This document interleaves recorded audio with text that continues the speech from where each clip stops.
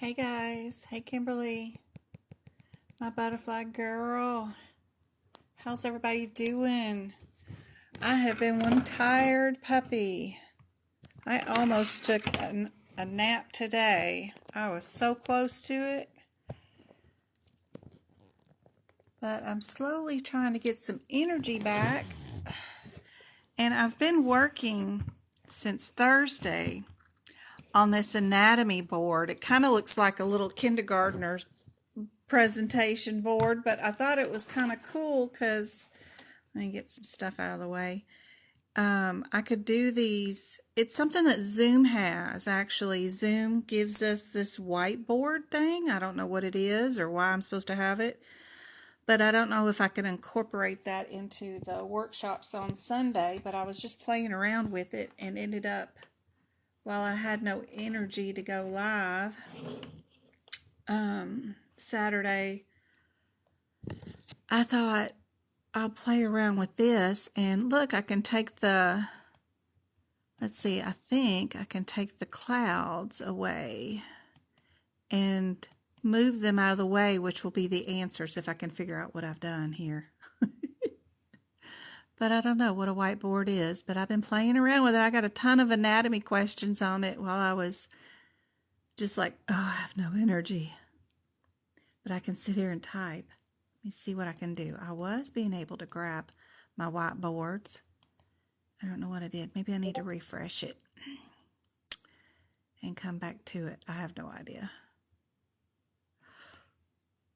All right. Now, one of my balloonies is gone. Yep, you need to go back over there. There you go. Now I should be able to move them. Yep. All right, that'll work. But now I got this whole big old thing full of anatomy questions, but I thought, I don't know. I was just trying around, playing around with it. I did type up a bunch more E&M practice questions too. I think now my one document has over 221 E&M questions within it, all in one document. So I found some more new ones and created some myself that I thought might be helpful for you guys from AAPC. And put those all in here. I just got to figure out where we left off with our E&M document the last time to see which one have we done. I think we did. Did we do this one? PCP, allergies, failed Claritin, and Alivert. Oh, that's definitely new. I have not said that word. So that'll be fun. I've got some new E&M questions and some anatomy questions. So if anybody has some time on this lovely Sunday, you've been very tired too. Yeah, I was like, oh man, I slept 12 hours. I'm like, I feel guilty. I'm like, I can't do another nap on top of that.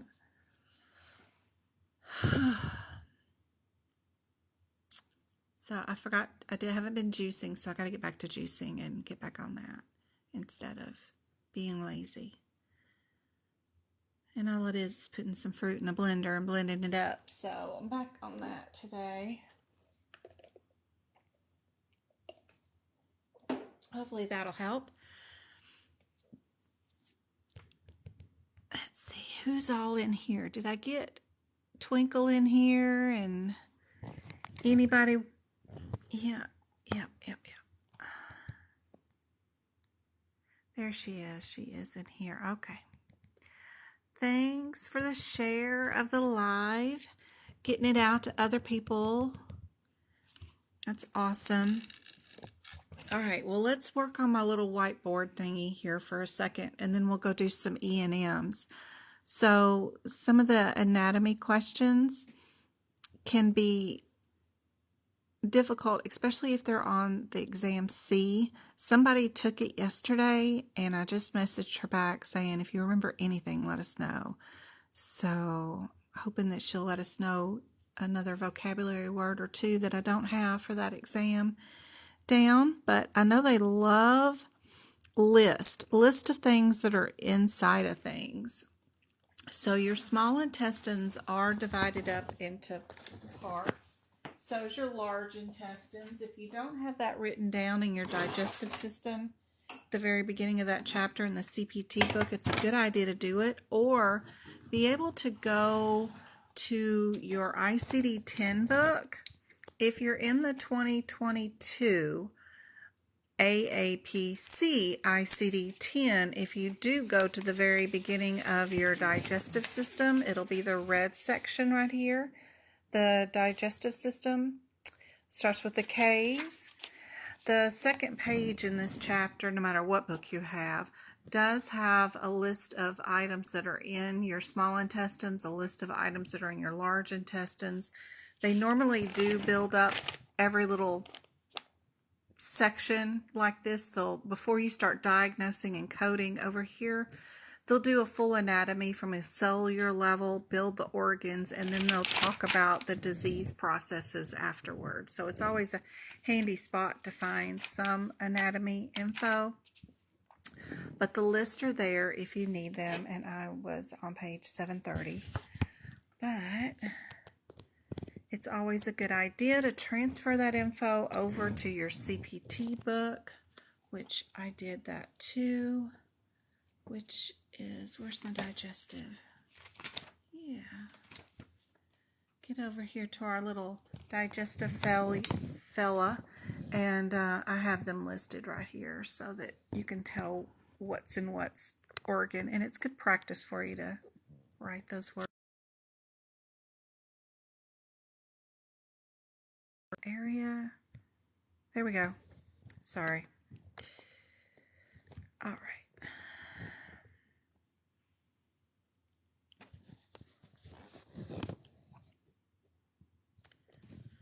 So on this first one right here, the small intestines are divided into what parts? Does it start with esophagus, pylorus, stomach, or duodenum? Yes, I can show the picture again. Do you want the picture in the ICD-10? That is on page 730, and it's right here.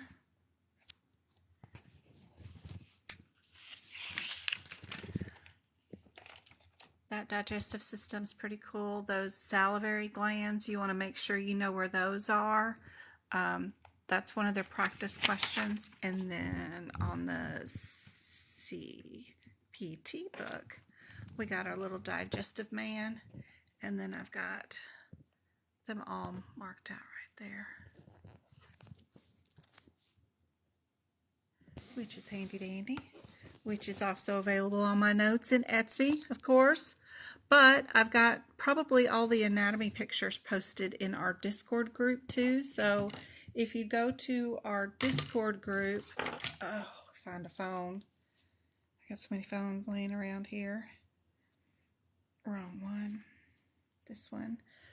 Our Discord group, and you go to the anatomy page, which is the 3 lines up at the top, and go to our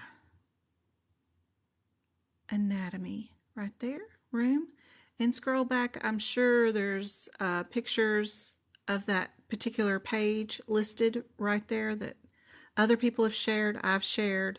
There's tons of stuff in here where we share our anatomy stuff. Super handy dandy. Look at all those anatomy questions too from MK. Awesome. Good job. But we got lots of stuff in there. If you haven't joined our Discord group, be sure and do that. Go to medicalcodingbyjen.com and go to the social media tab, and it is right there, the link to get into our Discord group.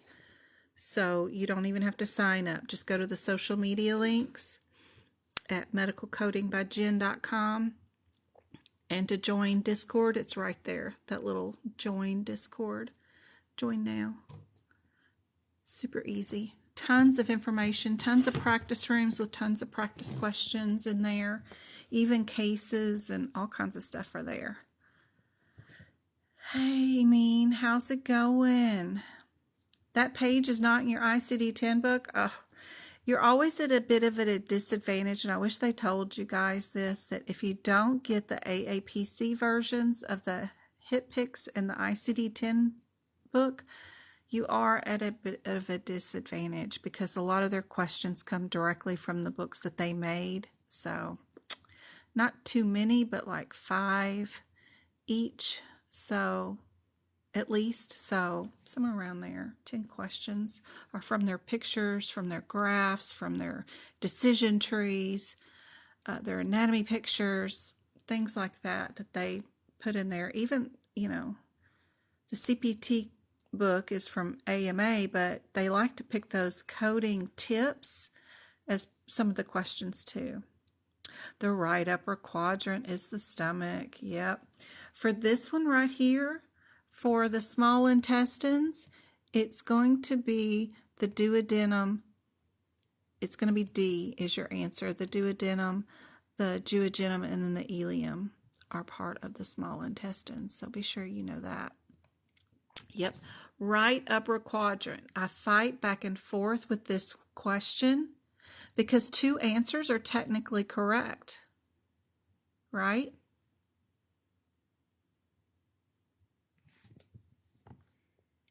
And why they put that question on there when 2 of the answers are actually correct, but which one is more correct? Ugh, they're killer.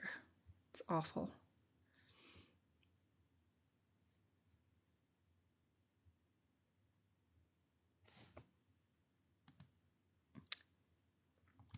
Yep, you're talking about that one right there.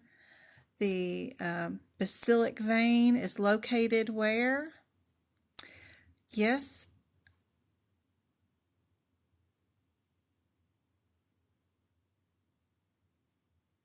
It is in your arm.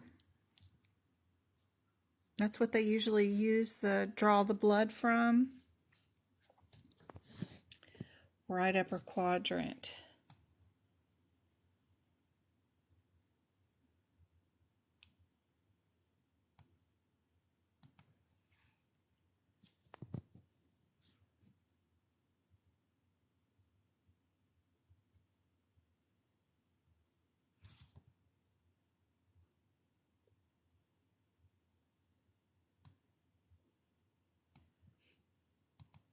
Everything that's in the right upper quadrant is your liver, your right kidney, your gallbladder, your pancreas, and your large and small intestines.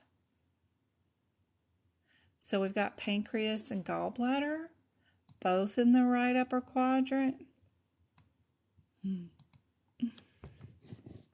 On the balsamic, not really basilic, we've got that it's the vein that runs from the palm of your hand up the side of the ulna. It's superficial, and you can see it on the inner arm running up and down. Is what I got on that one.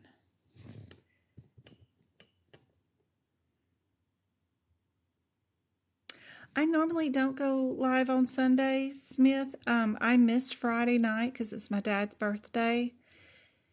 And when those kind of things happen, I always make up for it. So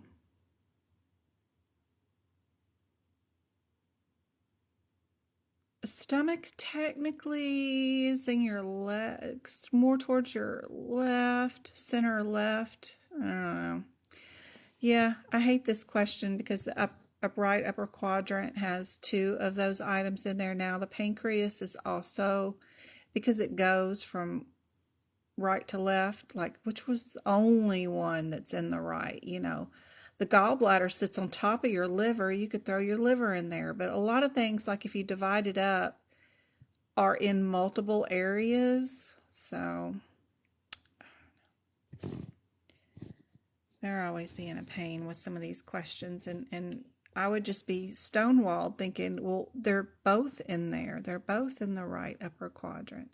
Well, which one's the best answer? Well, they're both there.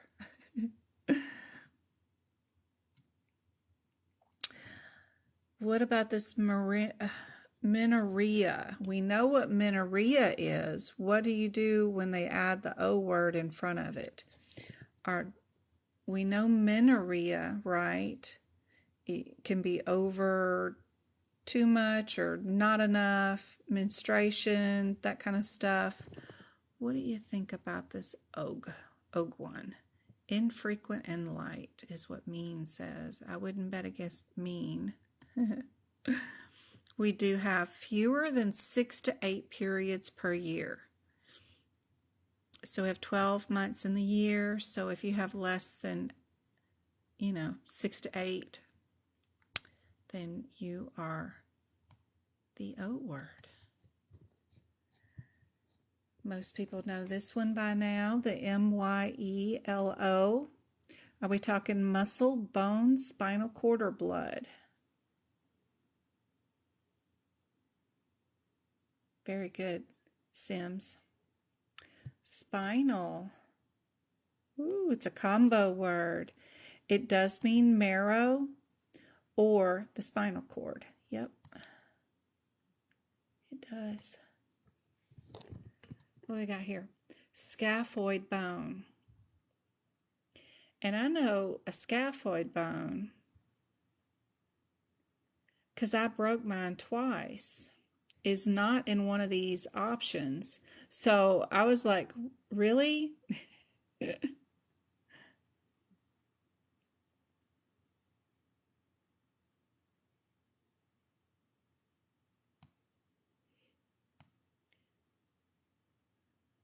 Part of the trays. The navicular bone is in the foot, and it's also known as the scaphoid bone. Isn't that crazy? A little tiny bone.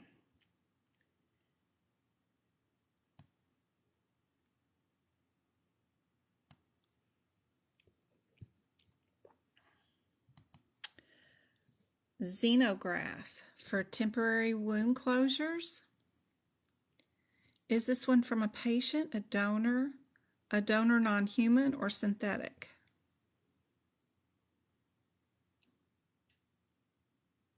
I got a synthetic.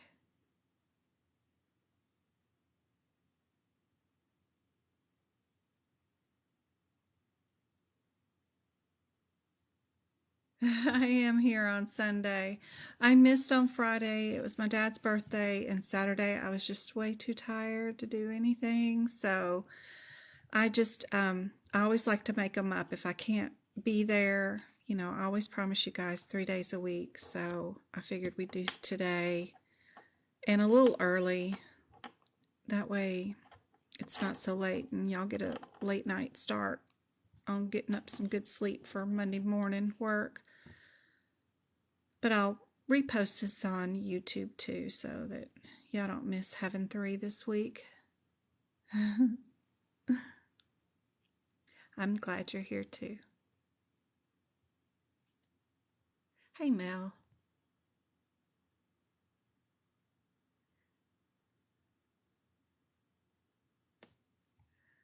All right.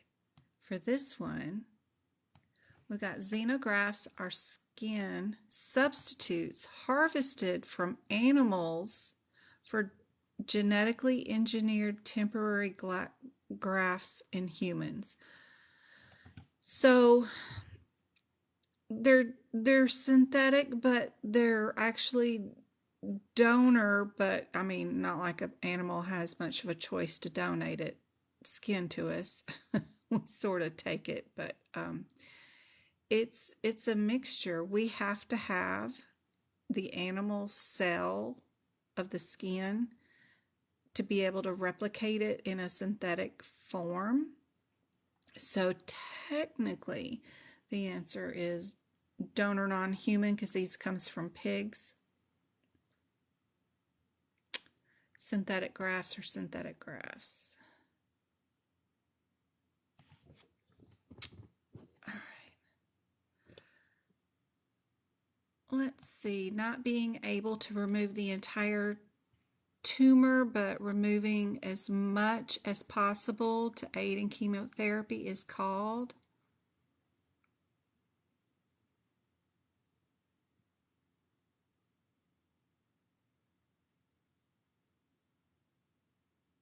Hey, Jen. Nice to see you.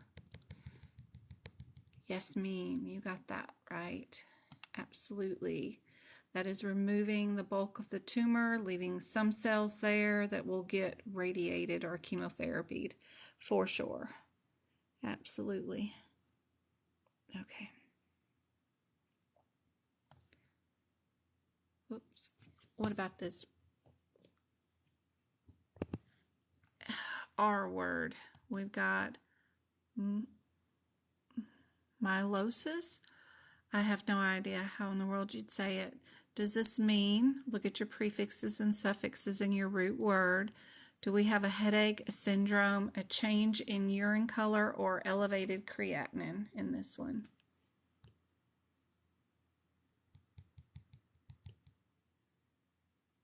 Hi, Annie. Thanks for the likes. We've got change in the urine because this makes your urine look like tea color. Now, tea can look like many different colors. I mean, green tea, red tea, hibiscus tea, you know. So I'm always like, what? Does that just mean it darkens your urine is what I was be thinking. But anyway, that is changing in the urine. Yep. What about this word? Anhydrosis. What do we think about that one? Is it about sweat or oil? Is the first thing to think about. And we do have sweat peeking out underneath the clouds here, so we can get rid of C and D there. So is it too much or not enough? Muscle pain.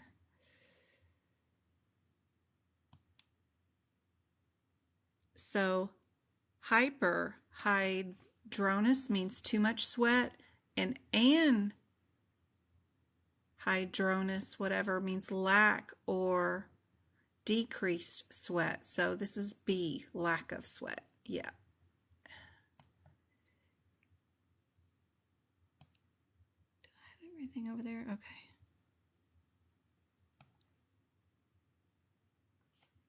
All right. We're going to take this bottom one first, and then we'll go up. So type of tissues that lines the bowels, blood vessels, and urethra. What type of skin tissue is that?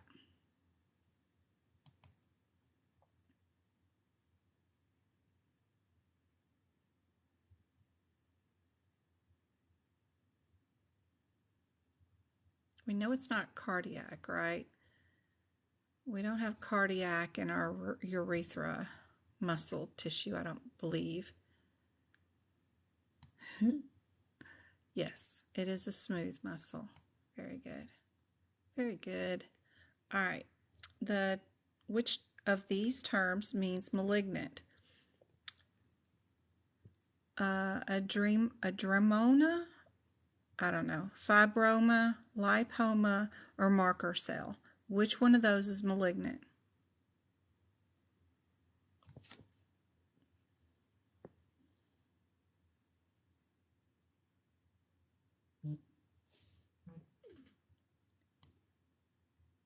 Oat cell is also called marker cell, and that one is malignant tumor. All the rest are tumors. They're just not cancer cells, malignant ones. And you see how they confuse you because they're trying to do all the omas to make you think those are tumors. Yeah, and that's the only one that's a little different. But they also call it an oat cell, just in case you wanted another vocabulary term. All right. Involuntary eye movement. Astigmatism, nystagmusm, oh my gosh, diopia, whatever, or hyperopia.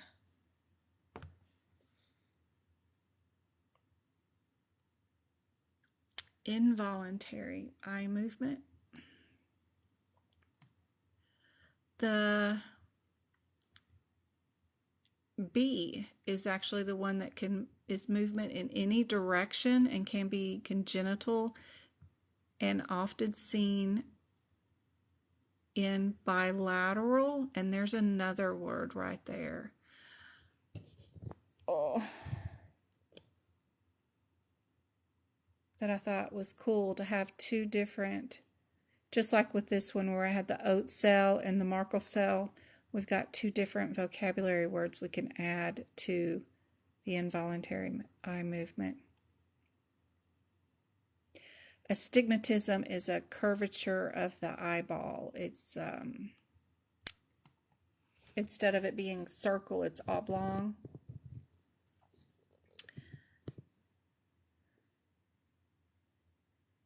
Bluopia, there you go. I don't deal with eyes. Oh. The septum divides the upper two chambers of the heart is called what? Which septum divides the upper two chambers of the heart?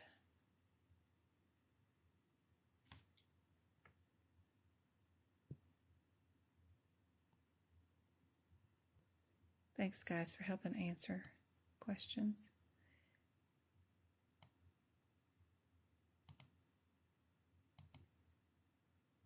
We've got intra-arterial is located between the artery of the heart. So intraventricular and intra-arterial, very close. Just one little letter differences. Should be called atrium. Yeah. I don't know why they write them that way. Questions sometimes. They pick their vocabulary very particularly. Okay, where am I? Where's the bottom of this thing? So I can scroll. There we go. We did those. We need to do this S word. Looks like dentist to me. Who knows? But do we have a tear duct, pituitary, adrenal gland, or salivary gland in this word?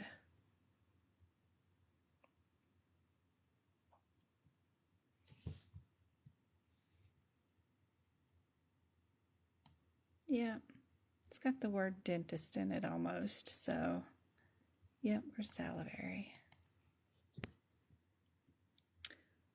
Which is located below the depression on the skull at the base of the brain? Base of brain and depression on skull.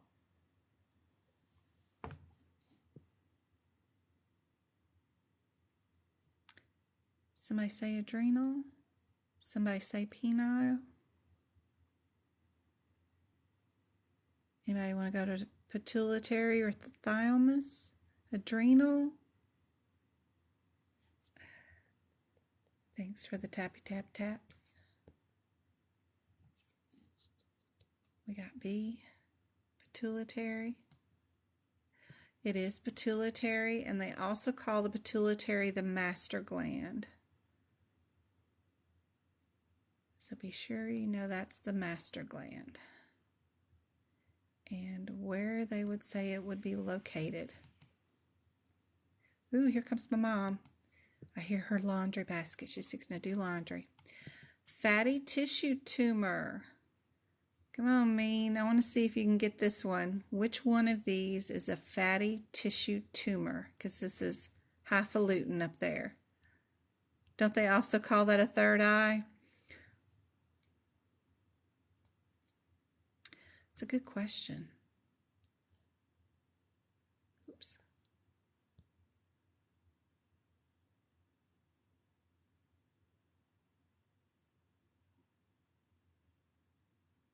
Everybody saying lipoma. Everybody saying lipoma. Where'd Mean go? Where's she at?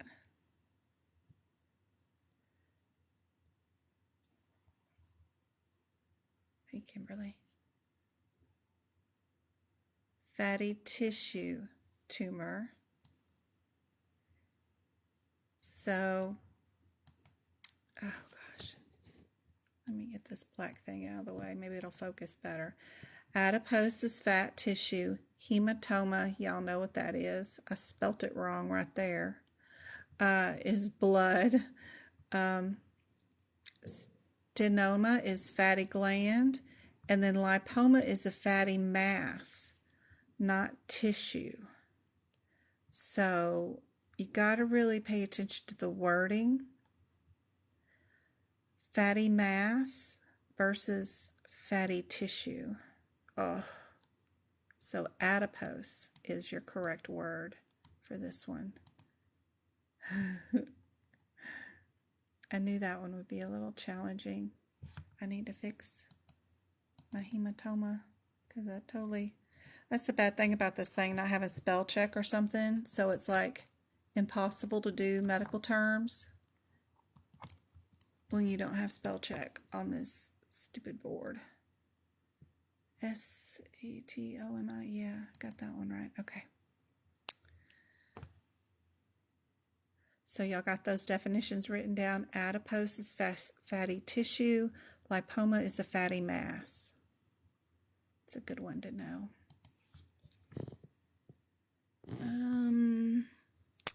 Hernia, between the umbilical cord and the sternum.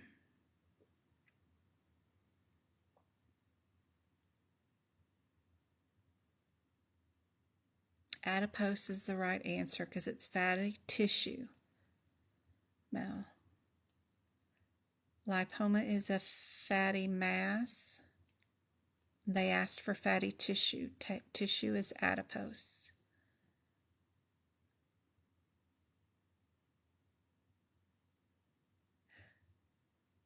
This one is not between the umbilical cord and sternum. Sternum is up near your chest rib area where you do CPR.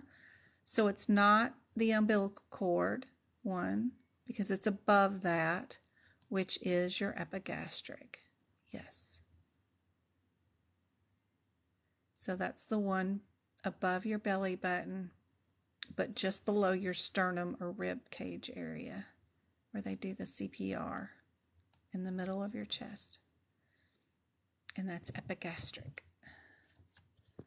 All right. And bacteria cystitis is caused by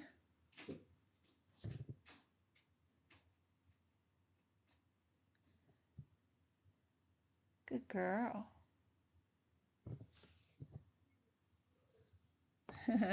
She rolling around on the floor for you. Yep, E. coli. That's an easy one. Bacteria is E. coli. And cochlear implant is placed where?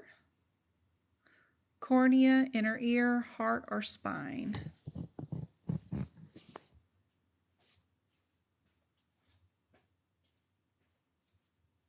Hey, Mom.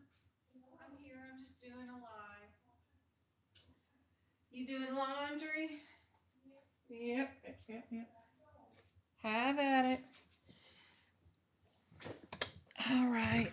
Inner ear, right? Cochlear inner ear implant. The spiral-shaped cavity in the inner ear, they implant this device that bypasses the damaged portions of the ear and delivers sound signals to the auditory nerve. Yep.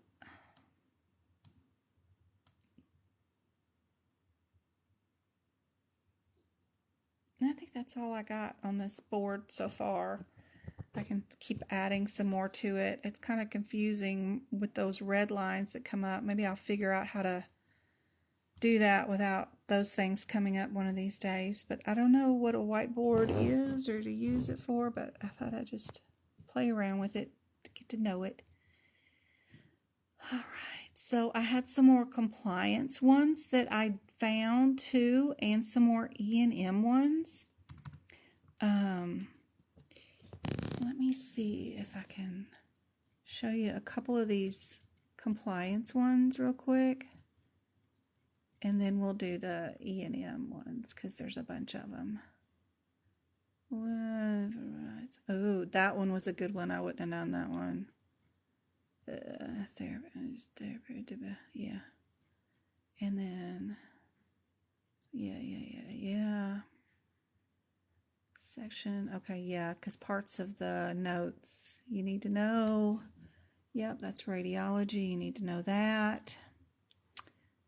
Which one is not required to dictate? Ooh. What is informed consent? I thought that one was a great question. Okay. Which example transmits? Okay, privacy rule. I like that one too.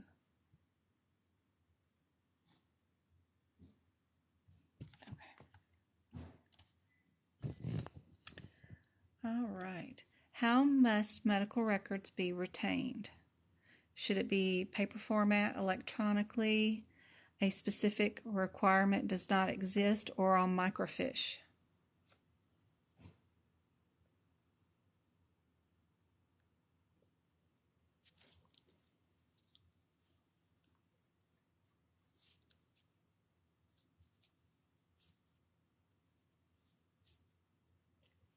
You had that? Was it on your CPC exam?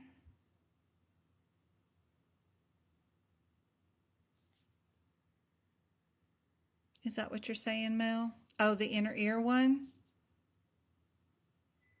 Or the cochlear implant?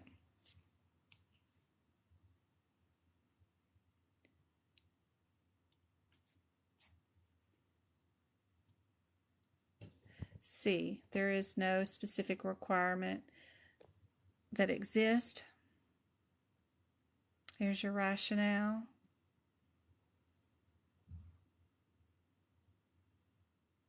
As long as they can be reproduced, we don't care how you keep the records. Don't matter. Which of the following is an example of information that may be transmitted electronically and covered under the privacy rule?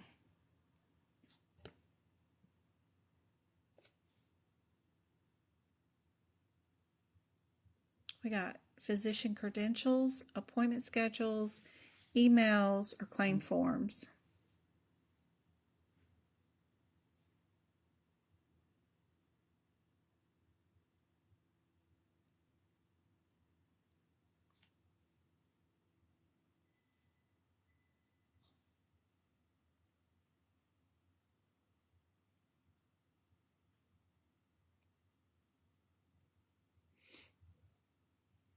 This is information that may be transmitted electronically and is covered by a privacy rule.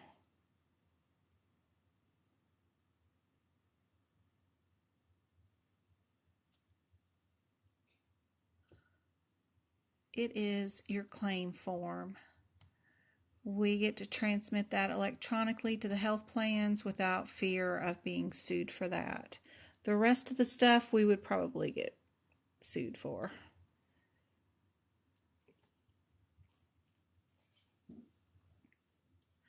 There's your rationale. We get to do referrals and prior authorization requests, eligibility of benefits. All that stuff gets submitted electronically without you having to sign all tons of consent forms, but they typically, most groups make you sign it anyway. But what is informed consent? Your definition for that. Bring that up. We've got 4 different ways here. Let me get my drawing tool out and see if I can't help. Let's see. Oh. Informed consent, provider to indicate. We've got communication between providers, an agreement, patient's condition, and then a way to indicate. We've got 2 indicates. 2 of them said indicate.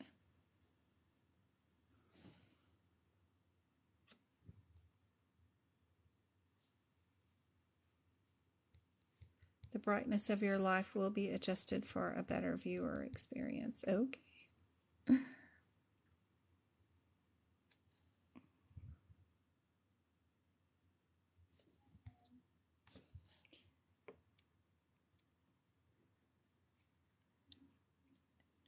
D is correct. Is the official definition for informed consent with your rationale. Chloe, what are you doing?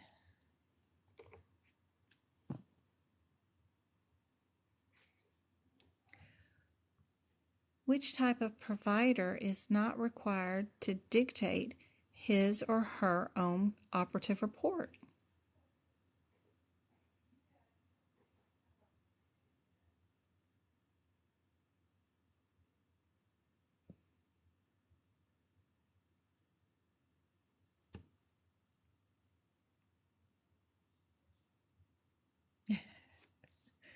See, assistant surgeon, primary surgeon, surgeons on the surgical team, or a co-surgeon.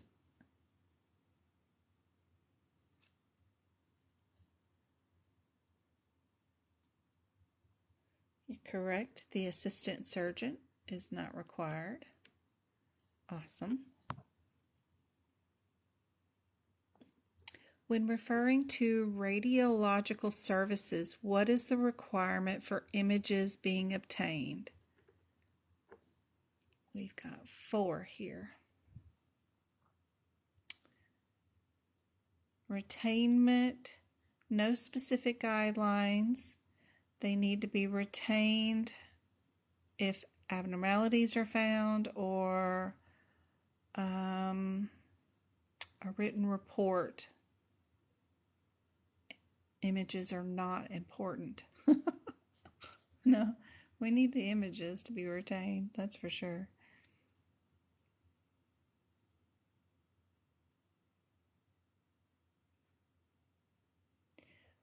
When referring to radiological services, what is the requirement for the images?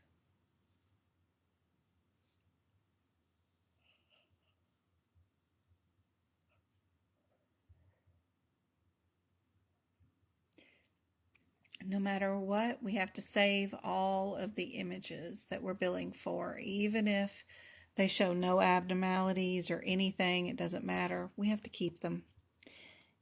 Yep.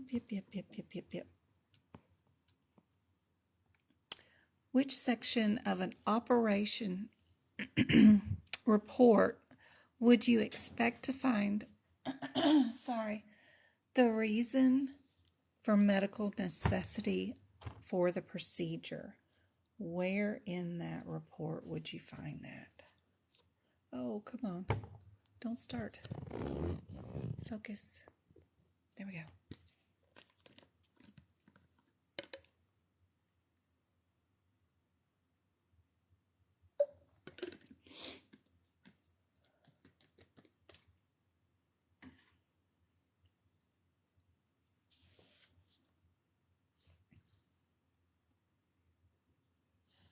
Everybody saying indications for surgery? You are correct. Good job. Easy peasy. These are easy for you guys. All right. What is the Home Care Fraud and Abuse Control Program?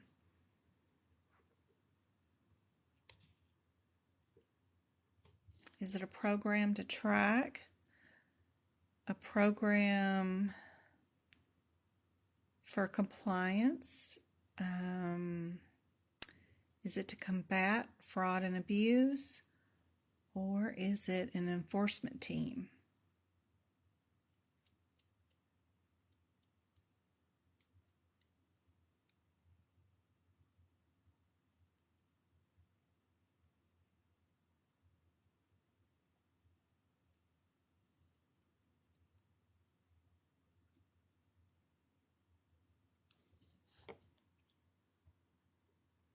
Got lots of D's. It is C. It's a program established by Hipaa to combat fraud and abuse in healthcare. And there is your rationale that goes with it too. So the question was, what is the Healthcare Fraud and Abuse Program? It's actually established by Hipaa to combat fraud and abuse in healthcare.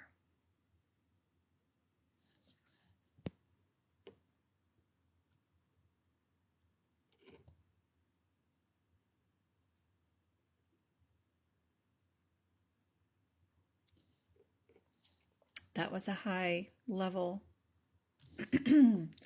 auditor question for compliance, so don't feel bad.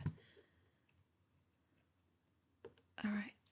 The therapy services, what is the reason for a progress note?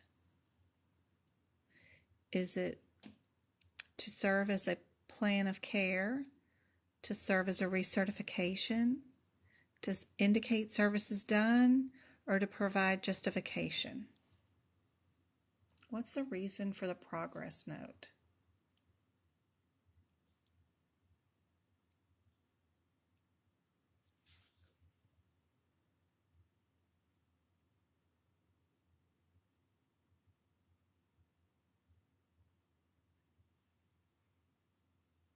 Progress note. Think about what progress means.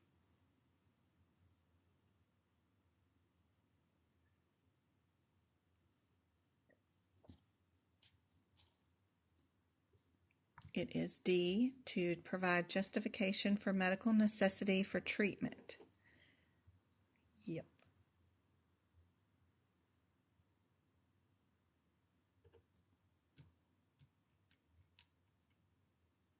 All right, which option would be excluded from an individual's right to access their PHI? Is it family practice notes, psych notes, op notes, or ER notes? Which one would be excluded? So you're looking for a wrong answer. Excluded from individual rights to access their PHI. Which one can you not have access to?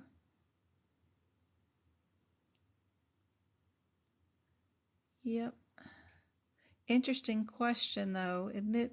You can't have access to your own psych notes.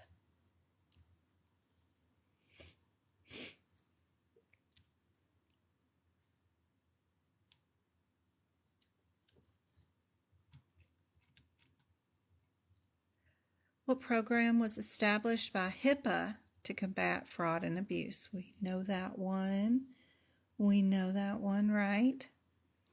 To combat fraud and abuse against all health plans, both public and private. We got a hint of that in the previous question.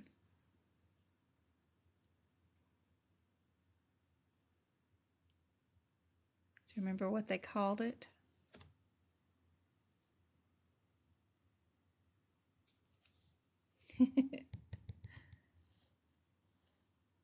Yes, A is it. Y'all got it now. Very good. Good job. When a minor procedure is performed in the office, what is the documentation required?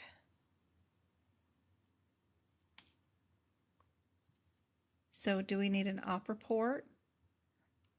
It doesn't require any documentation, details of the procedure, or reference to the operation.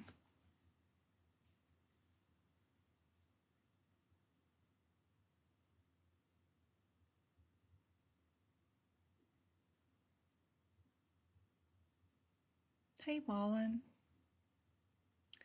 Liber power.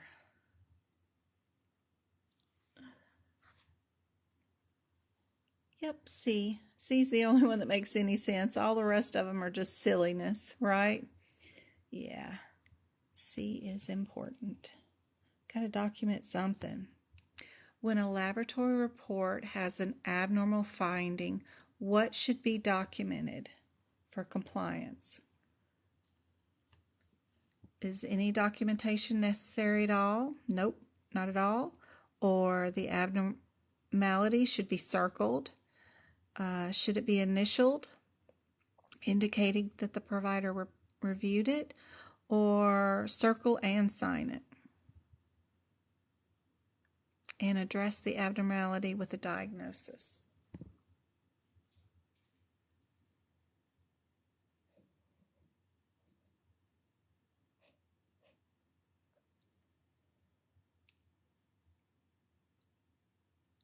How do they circle and sign it when it's in an EHR anyway? It all comes over electronically from the lab.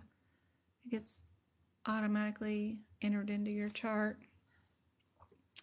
There's a few that will get kicked out and they have to be manually done, but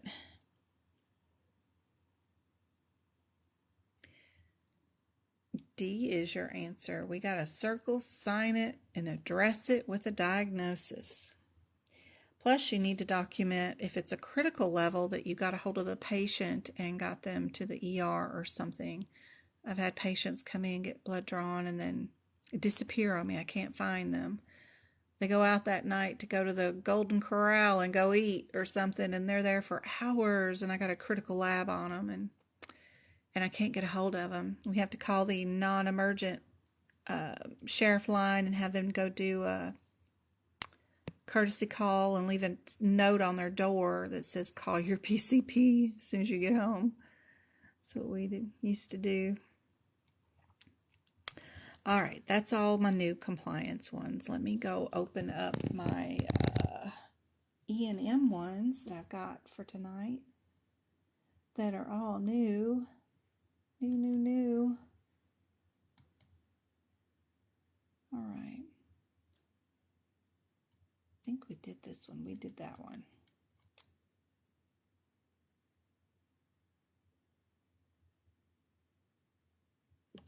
All right.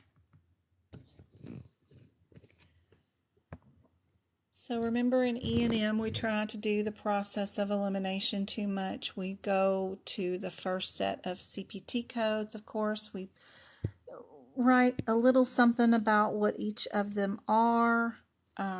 We've got circle in the drain here, somebody's super sick, and then we have somebody with probably 2 or more comorbidities or like diabetes with hypertension, something like that. They're serious, but they're not circle in the drain like these are. What do we need to be able to bill established patient visits? It's either MDM or time is what we need to look for in the question. So I don't need to know how old they are. I don't even need to read the word that they're established because every one of these CPT codes is established. What I'm looking for is just time because they've got this prolonged visit listed as a secondary code. So I know right away that the 17 does not go with the 14. We have a do not. If you go straight to your codes and you look them up like you're supposed to, you have a do not use underneath your 14 that says you can't use it with that one. So I know I can get rid of that one. If I'm looking for similarities, it's probably a difference between the time, knowing whether to add that prolonged service or not. So I'll be thinking about that when I go and skim through this question. So I'm just looking for some numbers, really, technically, and I do see 75 minutes pops up. That's included on the counseling. I think anything over 54 minutes, right? Can do that. So I wouldn't look at anything else. That's all I'd need to worry about. And B would be my answer. Instead of this being a patient that was concerned about their cancer, like our other question in this area, this one happens to be diabetes. So that's why I added it to us. Yeah.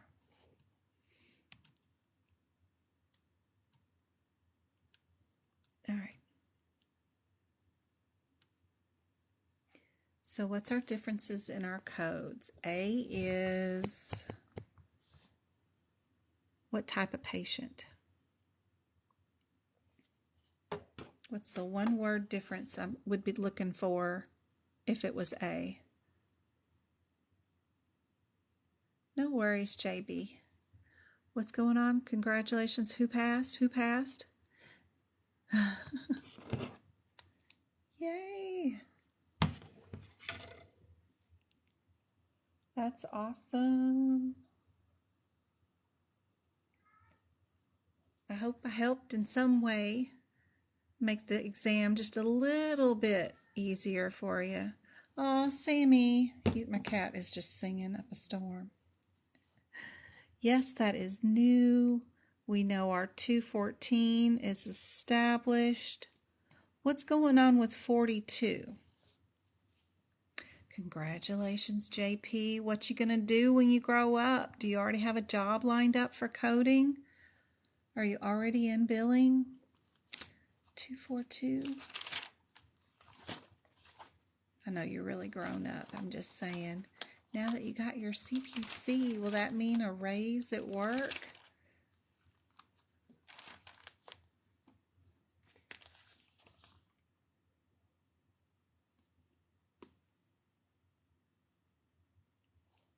Yes, those are both consult codes.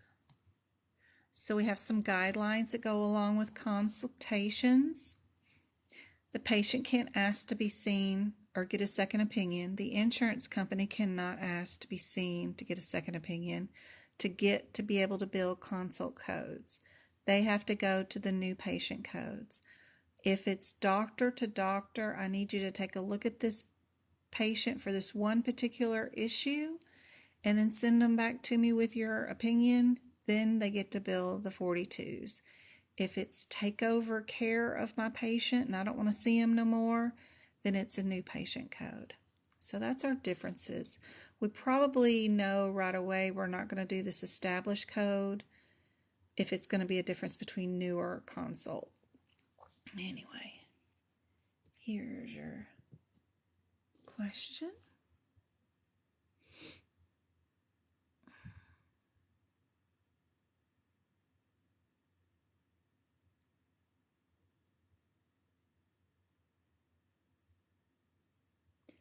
Check the bottom. It says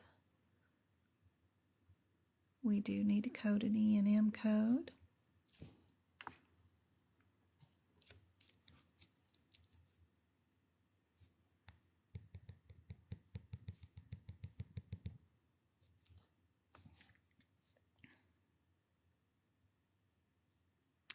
It does say there is a consult request from his PCP, so we can get rid of these two. Our differences between these two codes, we have to know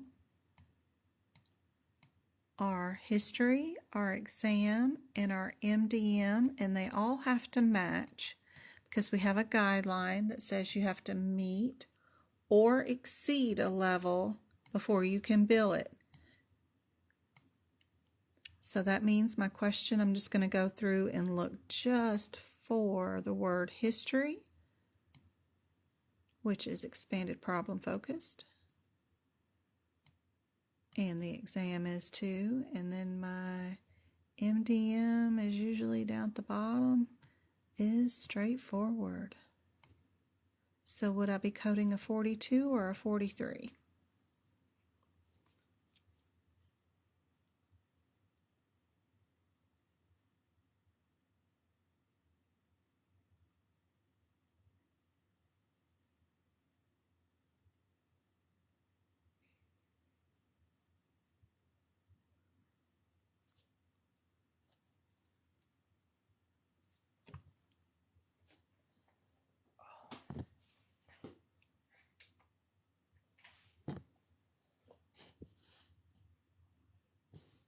Indeed. Indeed. I need to make that one more difficult. Maybe if I change the MDM to low, somebody might get that one wrong. But yes, 42 is correct. You got to have your 3 R's, which are request, render, and reply when you do consultations. That's always handy to know. Plus, we have to have all 3 components. We have to have the history, we have to have the exam, and we got to have our MDM. Lots to match up and remember. For sure.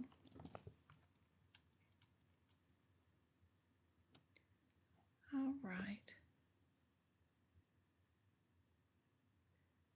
So this one's going to be a wordy one. Let's see how we're going to bill this one.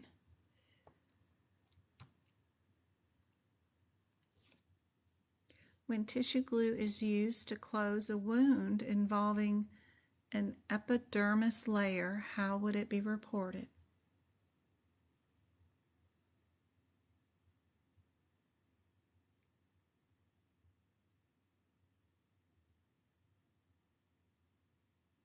As a simple closure, as a complex closure, it's not billable, or a nurse visit.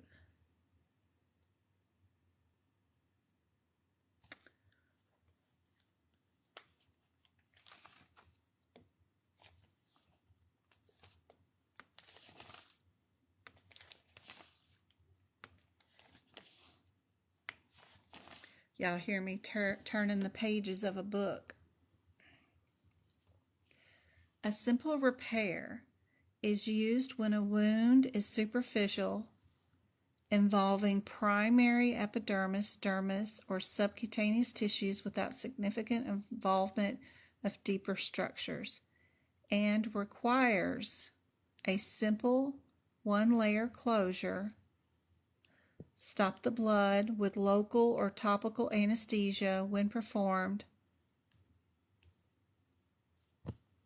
including Dermabond. Nice. A is correct. We would bill this as a simple closure. And we do have, oops, get rid of that out of the way. Rationale about a repair closes, including the adhesive tissue, sutures and staples, changing colors.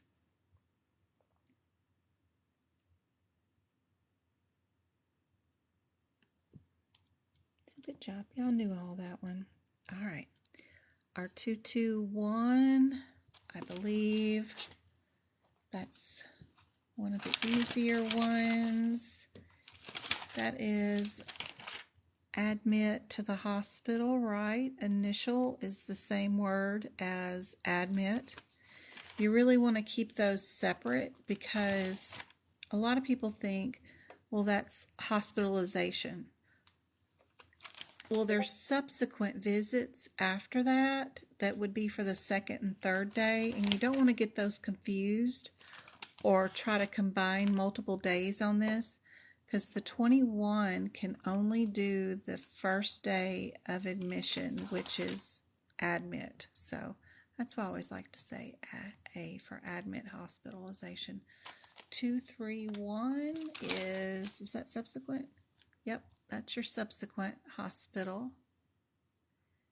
32 is 2, and so is 33. So they're all in a row. So it's probably a difference between all those subsequents, and then you got to do your 2 of 3 on those because it's only subsequent. So I'll let y'all figure that out. Y'all tell me what the answer is. Is this initial or subsequent?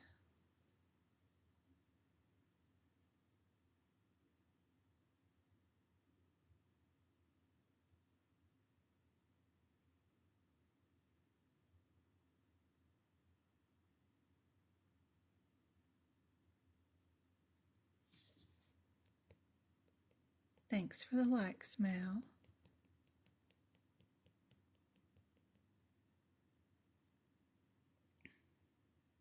So we can get rid of the initial hospitalization because it does say third visit to her hospital room. So we know the patient's been in for a while. So we just need our history, our exam, and our MDM to match up. So we've got an expanded problem focused exam, which is in the 3-2.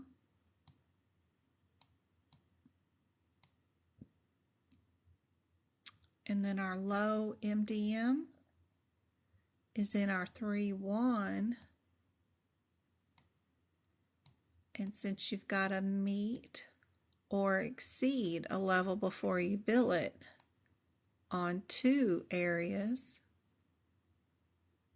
what would we bill? I think everybody said it right. We are going to bill our B because we can't go any higher since our MDM is low.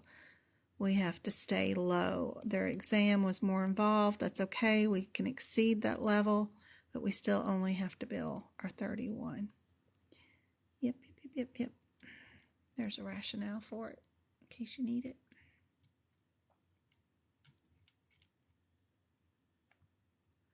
What is our 252? What the heck is that? 252. 99252.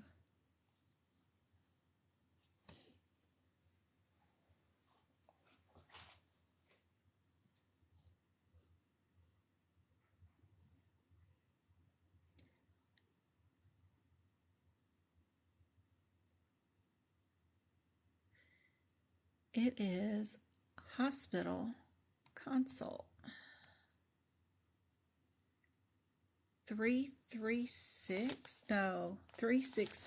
99366 is where?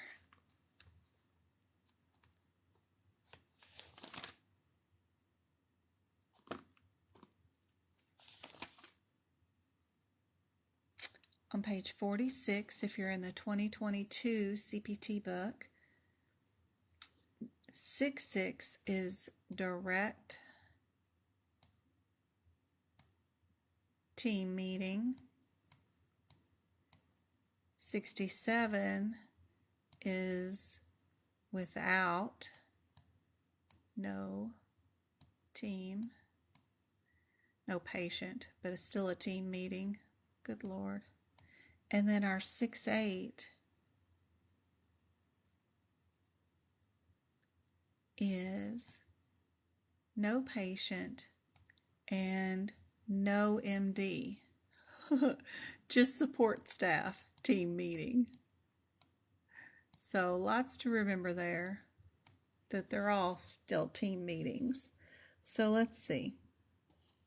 Let's see if our patient is present, which will help us. The patient and the family is not present, so no patient. So we'll get rid of that, and we'll get rid of that. So we just need to know, was an MD involved or just support staff?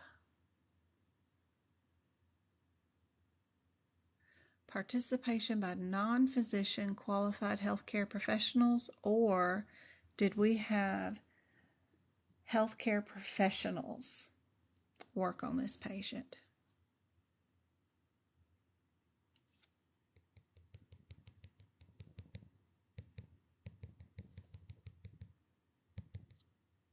Does that make sense?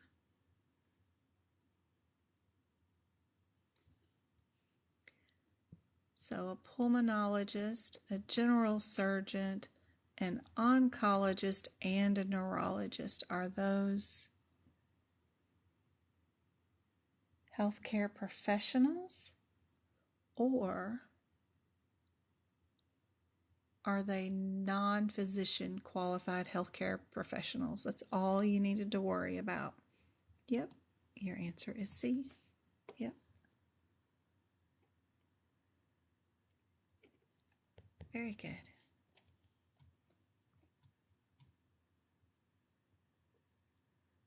All right, what is our 219? Is that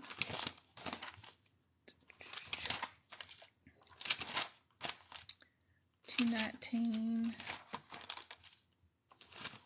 observation or something? We got observation.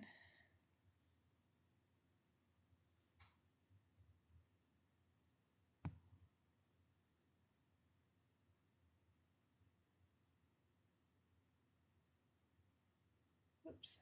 CPT changes.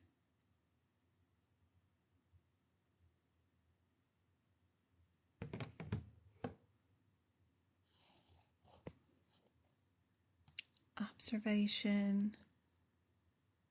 52 is consultation in the hospital, right? And this is our 360 is our standby services, maybe? Maybe. Is that our standby services? Yeah, standby. So you need to know how many minutes are involved in your standby services and how would you bill for that. Be sure to check your question for hidden additional time that might be written out without numbers. It might be words, like an additional 15 minutes somewhere. Always double check the question for that kind of stuff.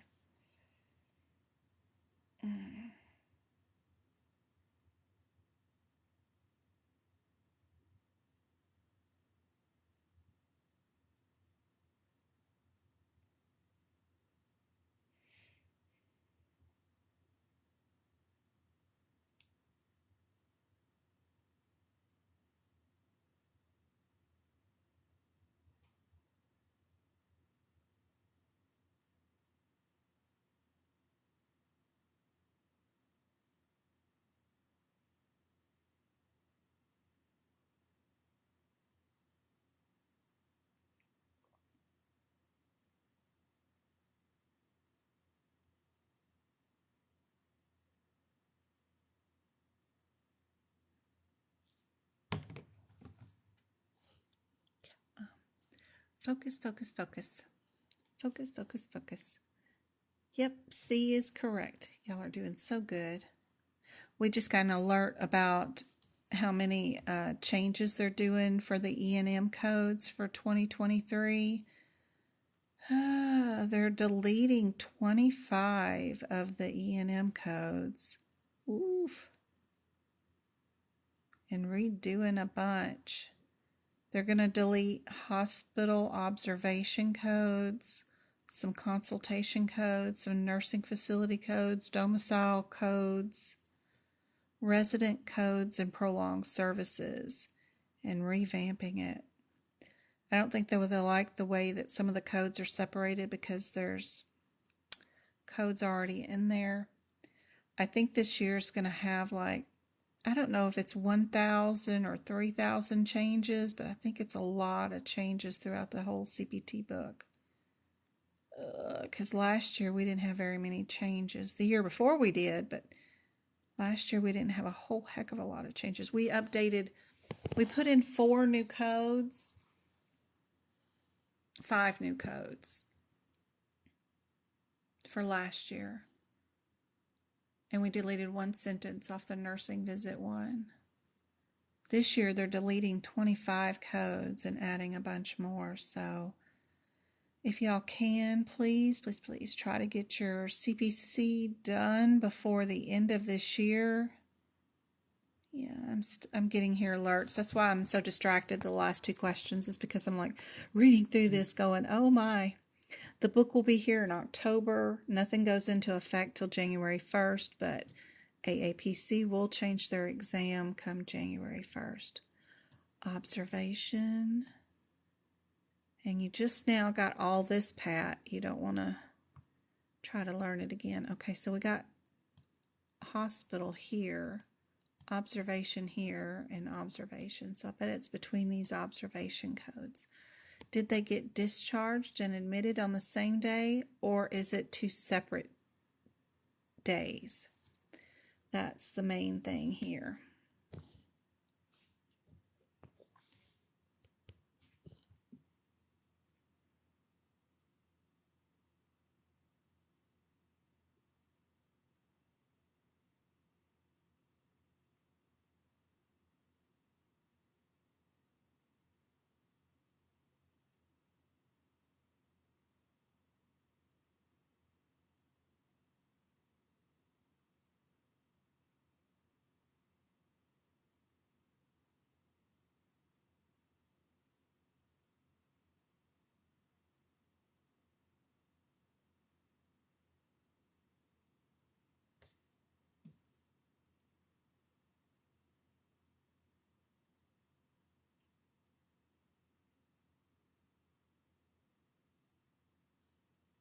Lots of changes. Oh my. So we've got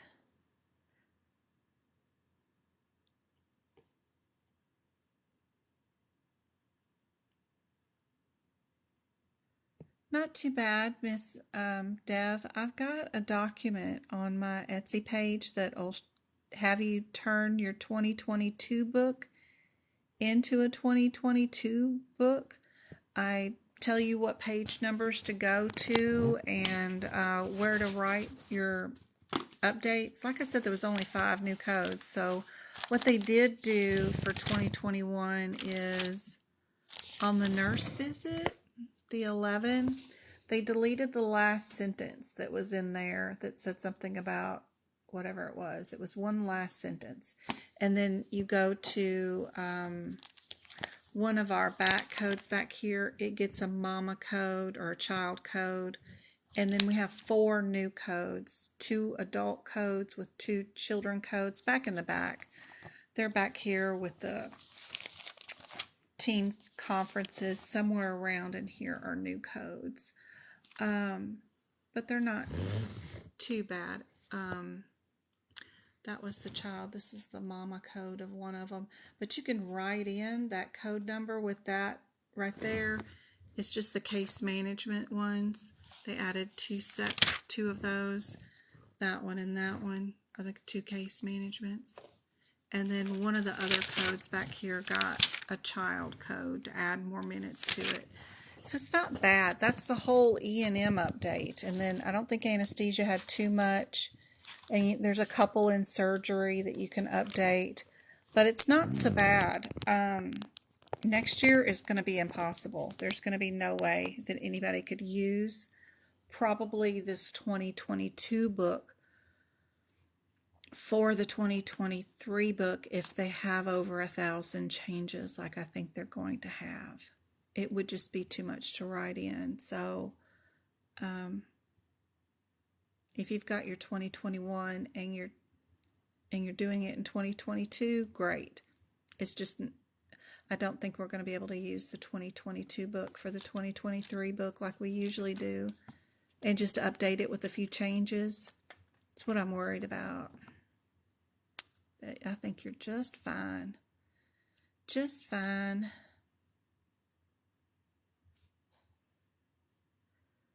All right, so we've got this patient on one date and another date. Did y'all notice that?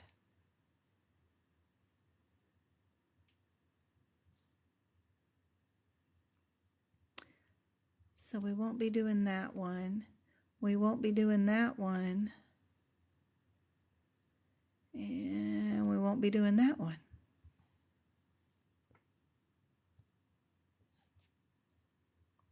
Because there was a discharge and there was an admit. And they said, how would you bill for the admit and discharge? And since they're 2 different dates, we need 2 separate codes.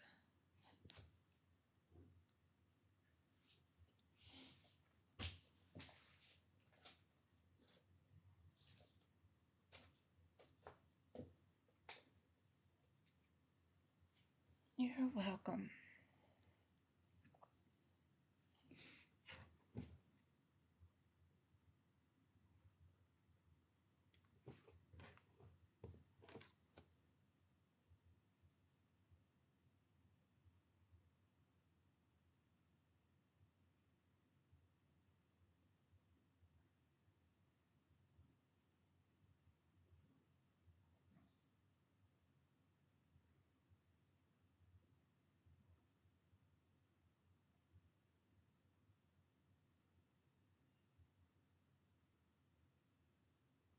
I'm just trying to find the exact number of how many changes we're going to have is what I would love to have. Last year was like 300 changes throughout the entire book, which wasn't bad.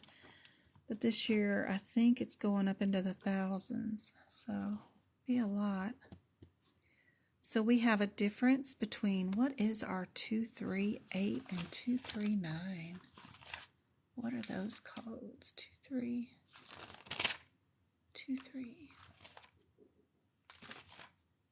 Somebody's at the door. I'm going to get it over there.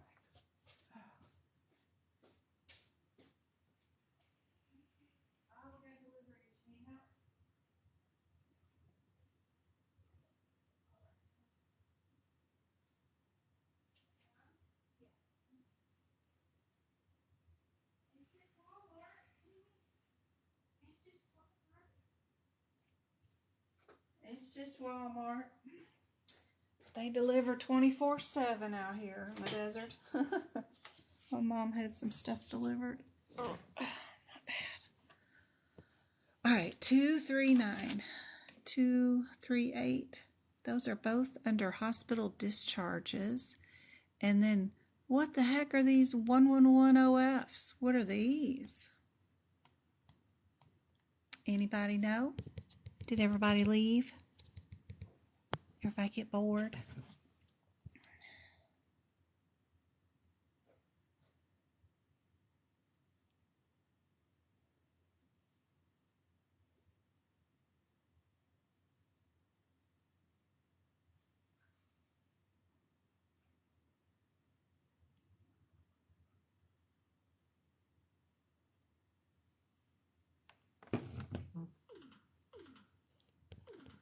I don't know. I hope I'm transmitting. So we have an attending provider at the hospital who spent 25 minutes on a patient in the morning and another 15 minutes in the afternoon examining the patient, writing up discharge orders and giving discharge instructions to the patient. What would we be coding? Category 2 codes. That's right, Rosalind. It's where I work in.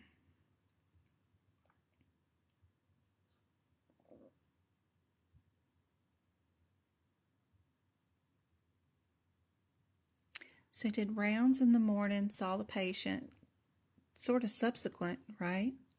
And then ended up discharging him in the afternoon for 15 minutes. What would you bill for that day?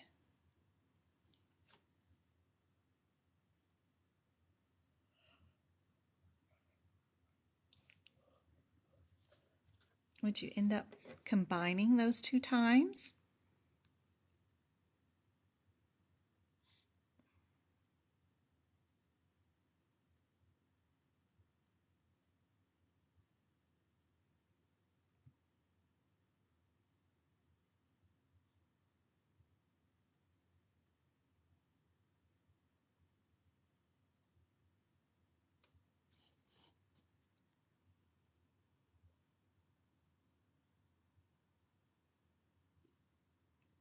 Because the 38 is just for the first 30 minutes. If you did add those together, 25 and 15,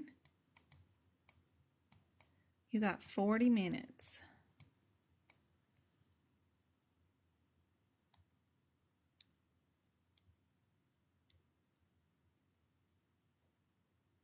You need to know what over an additional, by adding another additional 30 minutes, what could be considered enough time going past the first initial 30 minutes to be able to add another 30 minutes if you were going to add and do the 39. Do they just eat that 10 minutes, or do they automatically get to bill for a whole hour for 40 minutes? So knowing those types of guidelines helps out.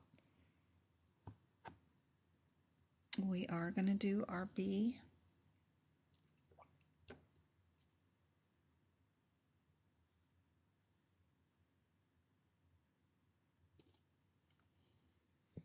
Total time was 40 minutes with the patient. It's done on discharge. And they're saying the 3-9 was correct. I probably would have been more conservative with the 3-8, but it's good to have an example like this that we can write into our books. 40 minutes discharge total time can be our 39.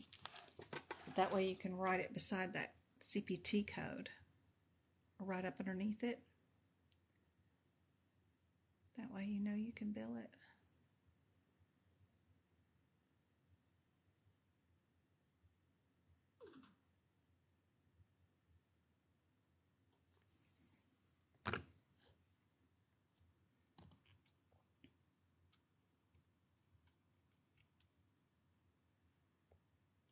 Ooh, somebody's in the ER.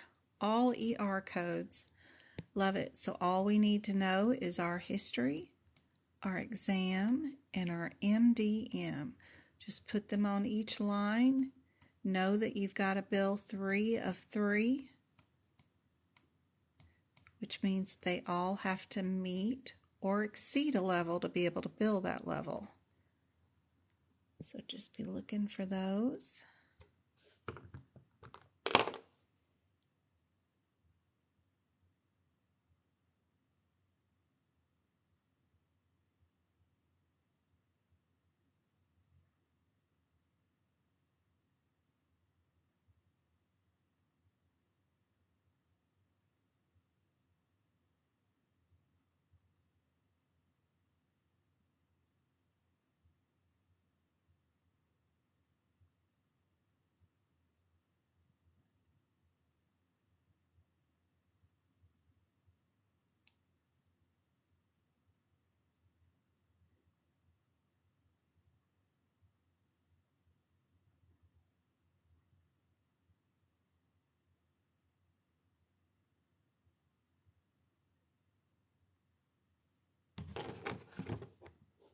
What you guys get to. We are doing a high complexity MDM, a comprehensive exam, and a comprehensive history. Oh my, they're super sick. So we're going with the big dog there, huh? Good job, guys.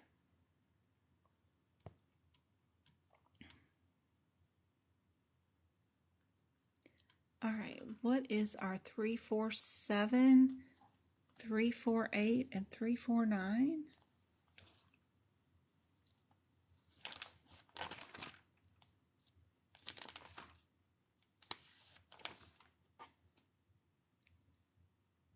Established, right? Established patients for home visits.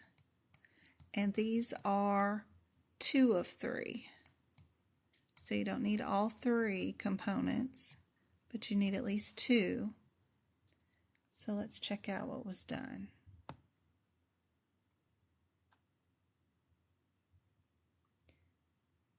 Medical decision making. So the M stands for one of your 3 components. Each one of your CPT codes in this area, no matter where you're at, would have these 3.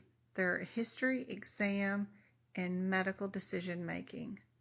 And you need that low or you need that straightforward. So I just write H, E, and M to signify those 3 things you need to have, because each code will tell you if you need to match all 3 or just 2 of 3 to match them.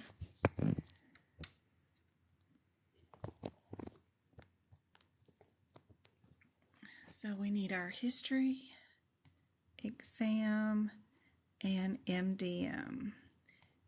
And we need 2 of these to meet or exceed a level before we bill all of it. So our history is problem focused. So if I look at problem focused, that's matches with our 47, so we can put 47 there. Our exam was expanded problem focused, which just matches with our 48. And our decision making was low, which matches with our 48. We can throw away our lowest because we only have to match 2 of 3, meaning our answer is 48.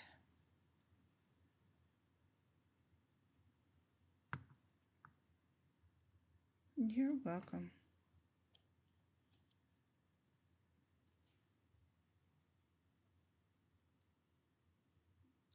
Lord, y'all, I'm looking at this update for the MDM for next year. They're changing all the decision-making trees too for the problem-focused, how many problems are addressed. Oh, Lord. I just got that down pat, dang it. They're changing all of that. Not just the codes, they're changing the decision tree. Ugh, yuck, yuck, yuck, yuck, yuck, yuck, yuck. The risk level, they're changing that too. Oh.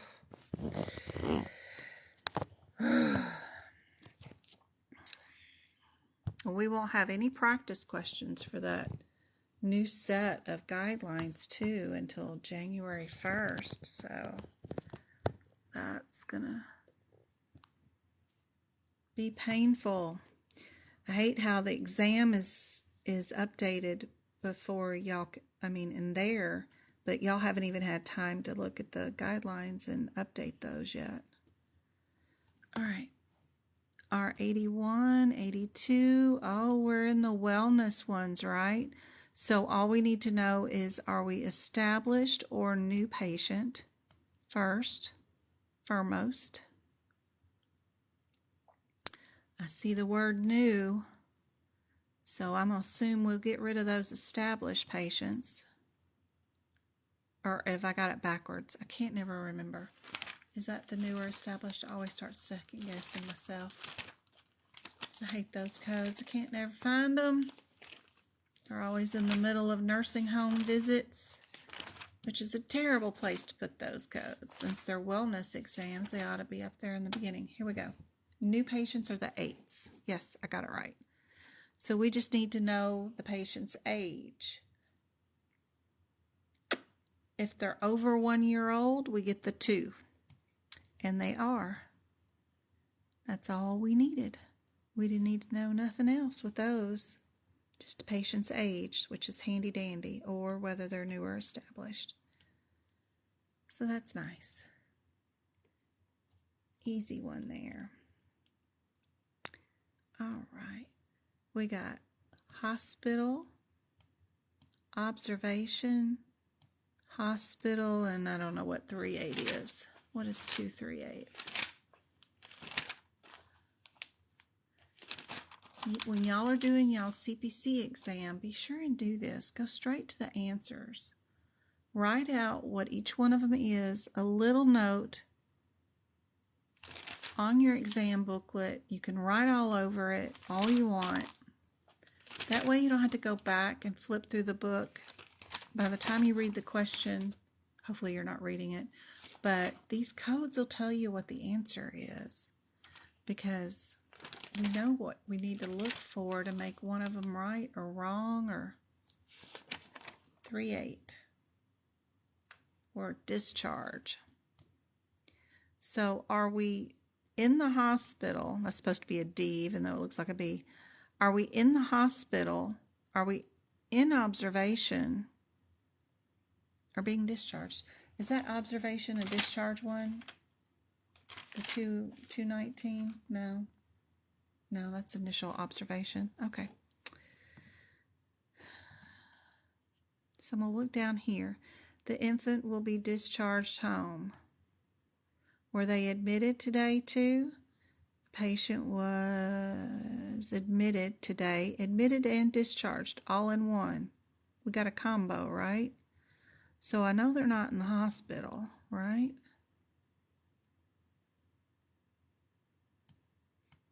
And I know I'm not, as long as it was the same day, we can get rid of that one too.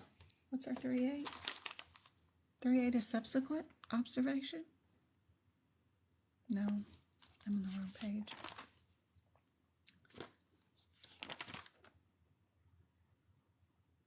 That's hospital discharge. Were they admitted how many days ago? Is there anything that tells me? No. The patient remains febrile for 48 hours. That means 2 days ago they were admitted. Oh, fancy that. So we're just a hospital discharge is all we're at. And that's our 38, right?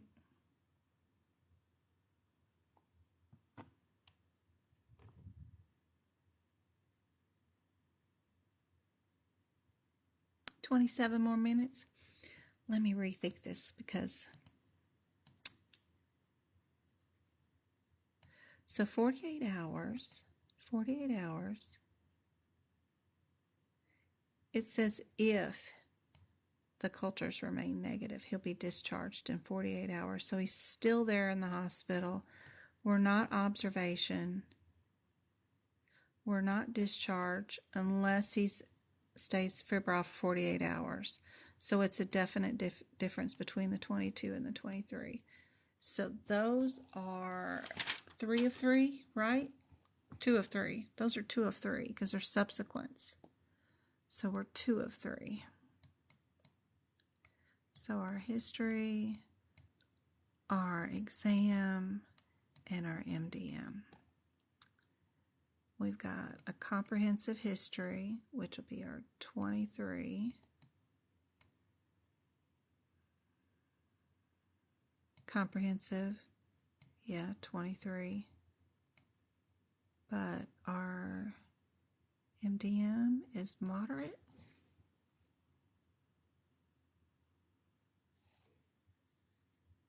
Two, two, three.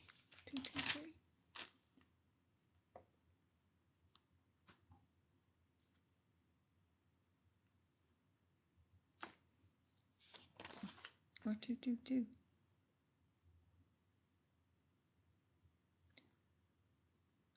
Because we have comp,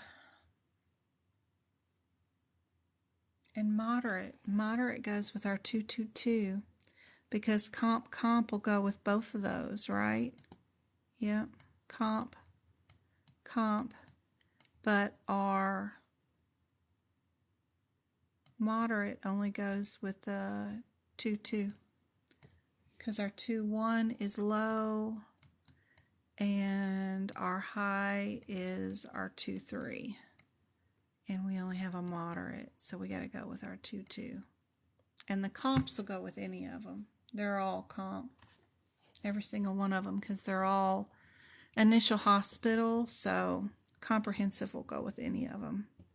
So those are negated anyway. It was really just what your MDM needed for that one. So I got 222. Yeah.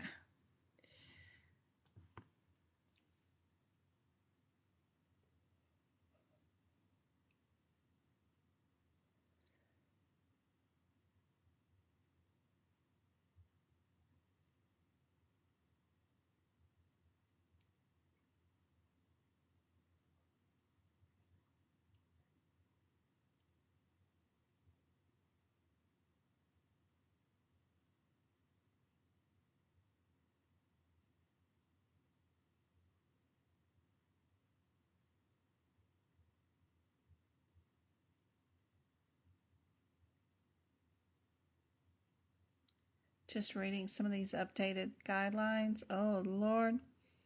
They're adding some neat information about therapeutic medication monitoring for toxicity can be included in some things when it couldn't before.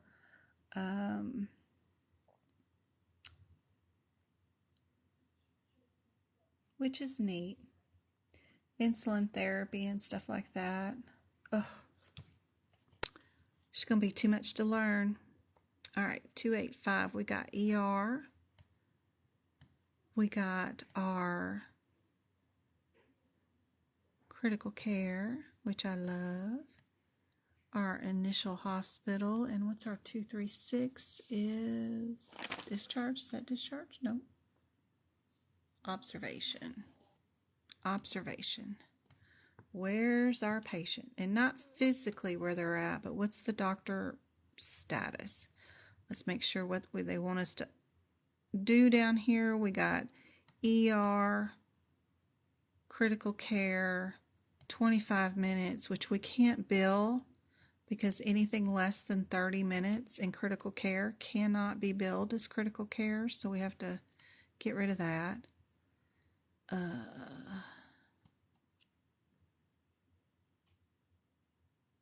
So we have to use the equivalent E&M code. Would that revert us back to the ER or observation? They did. Patient was stabilized and transferred to ICU.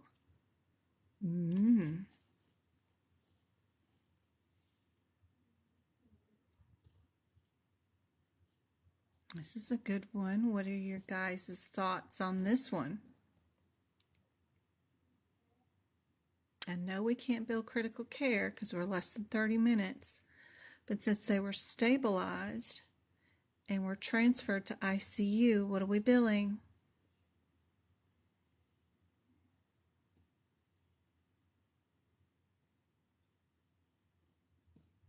Thank you, Twinkle.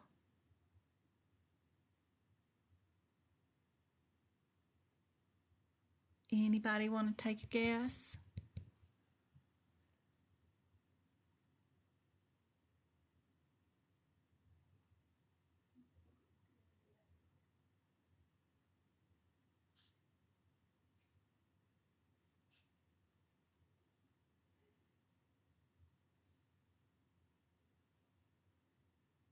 Eek, all of our observation codes are going to be deleted. The 17, the 18, the 19. Oh, God. All the subsequent care ones are going to be deleted, too. Good gracious. I got some C's and D's. We're going to be observation or initial hospital. We even have an ER. I wish we had a little bit more direction. Are we billing for the ER or are we billing for the admission? I bet we're billing for the admission, don't you think? Don't know. They did do an 8-organ exam and the MDM was high. Could not get history.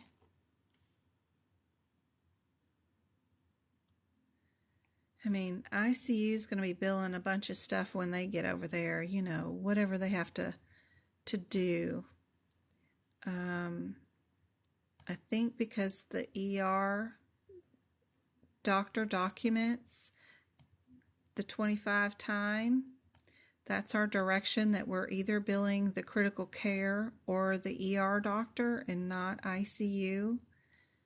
So I would get rid of observation and our initial hospital and just bill our ER. We are at the highest ER level, high complexity, that matches. The 2-3, if you look at the 2-3, I don't think, where's the 2-3? 9, 2-2-3. 2-2-3, it does have high complexity. Okay. I was just seeing if it didn't. All right. We are at the ER. This is where it'll tell you that to bill critical care, we got to be between that. Since we're not, we got to use the appropriate E&M code. Since all this happened and it took place in the emergency room, we're going to bill from our emergency room. Yep, and at the high level. That was a good one. Thank you for the roses. Yeah, Jill, it's crazy, huh? I guess it's just because of everything happened down in the ER, so we're just billing the ER stuff. We've got our established patient, regular office visit. What's our 342? 342. What are we under? 342. Home visit. 348 is established home visit, because this one's new. This one's established home visit. What is our 335? 335 is established patient for a domicile. Rest home. It's supposed to be a D. All right, let's see where our patient is located. Provider is in the home doing a home health visit. Is it established or new?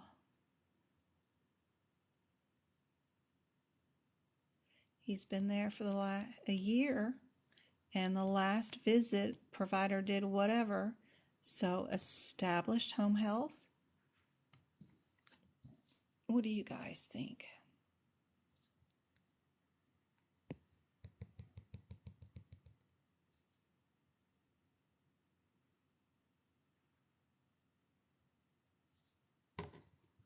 Thank you for the rose. It's awesome.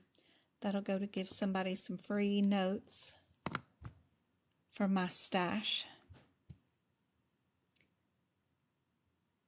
When we build up enough roses for everybody to withdraw some money.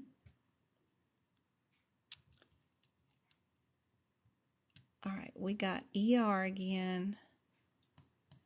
We got critical care down here again. Oh Lord, what's our 475 and 476? Half the battle is just getting to the codes. So I hope y'all are turning around and trying to find the codes with me. We are initial pediatric critical care with these. We've got initial, and then we've got subsequent with that one. So let's find out where our patient's at, status-wise.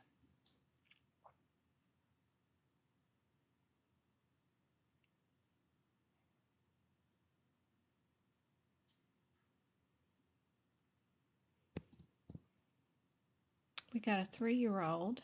Age is sometimes very important in some of these areas. Admitted to PACU when ER had failure to treat the patient. We've got a comp history, an exam.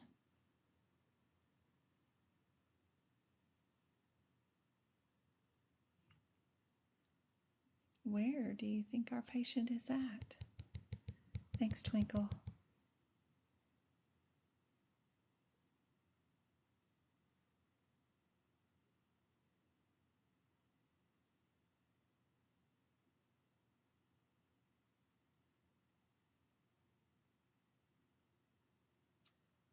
Definitely, are we going to bill our ER? We're going to bill our critical care unit. They don't have time listed. It's what we need to be billing if we were going to be billing critical care. We need a total time.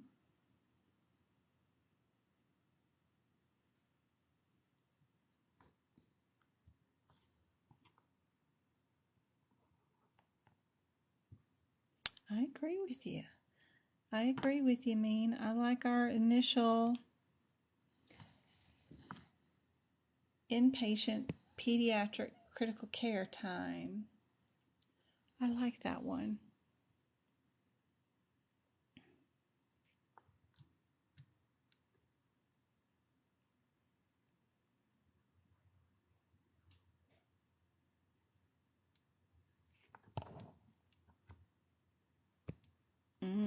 What's our... Ooh, we've got something with Medicare or 993. Let's see, 97, 993, 97, 397. Where are we at?